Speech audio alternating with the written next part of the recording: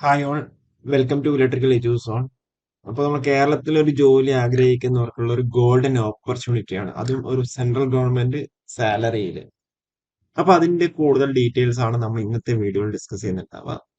BPCL, അതായത് Bharat petroleum corporation ലിമിറ്റഡിലെ non management പോസ്റ്റിലേക്കാണ് ഇപ്പോൾ അവർ നോട്ടിഫിക്കേഷൻ പബ്ലിഷ് ചെയ്തേക്കുന്നത്. അതിൽ ഇലക്ട്രിക്കലിൽ നമുക്ക് അവിടെ കൊച്ചി റിഫൈനറിയിലേക്കാണ് വിളിച്ചിട്ടുള്ളത്. അതുകൂടാണ്ട് മുംബൈ റിഫൈനറിയിലേക്കും ഉണ്ട്. നമുക്ക് അറിയുന്നുണ്ടാവും BPCL എന്ന് പറഞ്ഞ ഒരു മഹാരത്ന PSU ആണ് അല്ലെ. ഓക്കെ. അപ്പൊ അവിടെ വിളിച്ചിട്ടുള്ളത് നമുക്കവിടെ നോക്കുകയാണെന്നുണ്ടെങ്കിൽ ടെക്നീഷ്യൻ ഓപ്പറേറ്റർ മെക്കാനിക്കലും ഉണ്ട്, ടെക്നീഷ്യൻ ഇലക്ട്രിക്കലും ഉണ്ട്. രണ്ടും കൊച്ചി റിഫൈനറിയിലേക്കാണ് വിളിച്ചേക്കുന്നത്. മെക്കാനിക്കലിന് അവിടെ 13 വേക്കൻസി ആണെന്നുണ്ടെങ്കിൽ ഇലക്ട്രിക്കലിന് എത്ര? 17 വേക്കൻസി ആണ് അവിടെ ഉള്ളത്. നമ്മൾ എപ്പോഴും പറയുന്നതാണ്, നിങ്ങൾ ഒരിക്കലും വേക്കൻസി നോക്കിയിട്ട് അപ്ലൈ ചെയ്യരുത്, അല്ലെങ്കിൽ അപ്ലൈ ചെയ്യാതെ ഇരിക്കരുത്. ഓക്കെ. അപ്പൊ ഇതിന്റെ ക്വാളിഫിക്കേഷൻ എന്താണെന്നൊക്കെ നമുക്ക് അവിടെ ഡീറ്റെയിൽ ആയിട്ട് നമുക്ക് അവിടെ നോക്കാം. പിന്നെ number of vacancies indicated above is tentative and may increase in or decrease in the relevant categories at the absolute discretion of the management. അതേപോലെ നിങ്ങൾ ഈ ഒരു പോസ്റ്റിലേക്ക് പ്ലേസ് ചെയ്ത് കഴിഞ്ഞാൽ NG2 ഗ്രേഡിലാണ് സ്റ്റാർട്ട് ചെയ്യുന്നുണ്ടാവുക. 26,500 തൊട്ടിട്ട് 34,000 വരെയാണ് സ്കെയിൽ ഓഫ് പേ ഉള്ളത്. പിന്നെ ഈ ബേസിക് പേ കൂടാണ്ട് കറസ്പോണ്ടിങ് DA ഉണ്ടാവും, അതർ അലവൻസ് ഉണ്ടാവും, അതേപോലെ കോർപ്പറേഷന്റെ ബെനിഫിറ്റ്സ് ഉണ്ടാവും, ബാക്കിയുള്ള കാര്യങ്ങളൊക്കെ ഉണ്ടാവും. പിന്നെ അതെന്താ, പിന്നെയുള്ളത് നമുക്കുള്ള പ്ലേസ്മെന്റ് ആണ്. മെയിൻ ആയിട്ട് കൊച്ചി റിഫൈനറിയിലാണ്, മുംബൈ റിഫൈനറിയിലാണ്. കൊച്ചി റിഫൈനറിന്ന് സ്പെസിഫൈ ചെയ്ത് പറഞ്ഞിട്ടുണ്ട്. ഇതിൽ ക്വാളിഫിക്കേഷൻ ആണെന്നുണ്ടെങ്കിൽ must process the prescribed diploma through full time regular course approved by AICTE. Okay. അതുകൂടാണ്ട് മിനിമം നിങ്ങൾക്ക് അവിടെ 60% മാർക്സ് നിങ്ങൾക്ക് അവിടെ വേണം. ജനറൽ, AWS, OBC കാൻഡിഡേറ്റ്സിന്, SC/ST PWD കാൻഡിഡേറ്റ്സിന് 50% മാർക്ക് മതി. ഇതിലിപ്പോ ഡിപ്ലോമ ഇൻ ഇലക്ട്രിക്കൽ ആണ് ക്വാളിഫിക്കേഷൻ വരുന്നത്. നമ്മളുടെ technician electrical, diploma in electrical അല്ലെങ്കിൽ electrical electronics, electrical power system, electrical engineering, industrial control വരെ അപ്ലൈ ചെയ്യണം.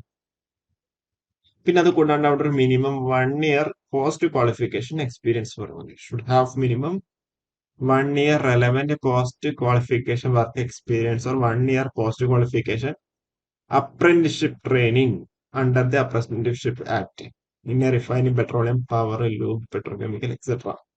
നമ്മളിത് എപ്പോഴും അപ്രന്റിഷിപ്പിന്റെ കുറെയൊക്കെ നമ്മൾ മുന്നേ ചെയ്തിട്ടുണ്ടായിരുന്നു. അപ്പൊ ഈ അപ്രന്റിഷിപ്പ് ചെയ്ത് കഴിഞ്ഞാൽ നിങ്ങൾക്ക് അതിൻ്റെതായ ബെനിഫിറ്റ്സ് കാര്യങ്ങളൊക്കെ നിങ്ങൾക്ക് ഇവിടെ കിട്ടുന്നുണ്ടാവും. Okay. അപ്പൊ അവർക്ക് ഇത് കുറച്ചുകൂടി ബെനിഫിറ്റ് ഉണ്ടാവും, 1 ഇയർ എക്സ്പീരിയൻസ്. പിന്നെ പോസ്റ്റ് ഔട്ട് ചെയ്യാൻ diploma in other disciplines such electronics engineering or other equivalent to electrical engineering are not eligible എന്നുള്ള രീതിയിൽ പറഞ്ഞിട്ടുണ്ട്. അത് കൂടാണ്ട് ഡിപ്ലോമയാണ് എസെൻഷ്യൽ ക്വാളിഫിക്കേഷൻ, ബിടെക് ഉള്ളവർക്ക് അപ്ലൈ ചെയ്യാൻ വേണ്ടി പറ്റില്ല എന്നുള്ള രീതിയിൽ അവരവിടെ സ്പെസിഫൈ ചെയ്തിട്ടുണ്ട്. Direct qualifications are not eligible. അതേ കൂടാണ്ട് നിങ്ങൾ റെഗുലർ ആയിട്ട് പഠിച്ചിട്ടുണ്ടാവണം. ബാക്കി പാർട്ട് ടൈം, കറസ്പോണ്ടൻസിന്, ഡിസ്റ്റൻസ് അതൊന്നും എലിജിബിൾ അല്ല. ഇതിൽ നമ്മളവിടെ ഡേറ്റ് ഓഫ് റെക്കോർഡിംഗ് എന്ന് പറയുന്നത് 1/7/2026 ആയിട്ടാണ് അവർ കൺസിഡർ ചെയ്യുന്നുണ്ടാവുക. ഓക്കെ. പിന്നെ അവിടെ ഏജ് ലിമിറ്റ് മിനിമം 18, മാക്സിമം 25 വയസ്സുമാണ് അവരവിടെ ഏജ് ലിമിറ്റ് പറഞ്ഞത്. കറസ്പോണ്ടിങ് OBC, SC/ST PWD കാൻഡിഡേറ്റ്സിന്റെ കേസിൽ 3, 5, 10 വർഷം ഇത് റിലാക്സേഷൻ ഉണ്ട്. പിന്നെ സെലക്ഷൻ മെത്തഡോളജിയാണ് 3 സ്റ്റേജസ് ആയിട്ടാണ് ഉള്ളത്. ഫസ്റ്റ് എന്ന് പറഞ്ഞാൽ CBT ആണ്, കമ്പ്യൂട്ടർ ബേസ്ഡ് ടെസ്റ്റ് ആണ്. അതിൽ നമ്മൾ ഡൊമൈൻ നോളജിന്റെ ബേസ് ആയിട്ട് 60 മാർക്സും, പിന്നെ അത് കൂടാണ്ട് English, QA, reasoning, general awareness, current affairs 40 മാർക്സും ഉള്ളത്. ഓക്കെ. അപ്പൊ ഇതാണ് ടോട്ടൽ ആയിട്ട് ഉണ്ടാവുക. ഓക്കെ. 100 ക്വസ്റ്റ്യൻസും 120 മിനിറ്റ്സും.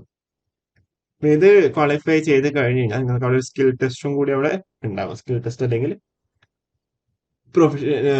പ്രൊഫഷൻസി ടെസ്റ്റ് ഉണ്ടാവും, പിന്നെ പ്രീ എംപ്ലോയ്മെന്റ് മെഡിക്കൽ എക്സാമിനേഷൻ. അപ്പൊ ഇത്രയാണ് ഇതിന്റെ എക്സാം പാറ്റേണും കാര്യങ്ങളൊക്കെ. പിന്നെ കോൾ ലെറ്റർ ഐഡന്റിഫൈ ചെയ്യേണ്ട കാര്യം പറയുന്നുണ്ട്, ഡൗൺലോഡ് ചെയ്യേണ്ട കാര്യം പറയുന്നുണ്ട്. അപ്പൊ നിങ്ങൾക്ക് അവിടെ BPSL വെബ്സൈറ്റിൽ കയറി കഴിഞ്ഞാൽ നിങ്ങൾക്ക് അവിടെ അപ്ലൈ ചെയ്യാൻ വേണ്ടി പറ്റുന്നുണ്ടാവും. അപ്ലിക്കേഷൻ ഫീ വന്നുള്ളത് 500 രൂപയാണ്. ഓക്കെ. പിന്നെ അതിന്റെ കൂടെ 18% GST.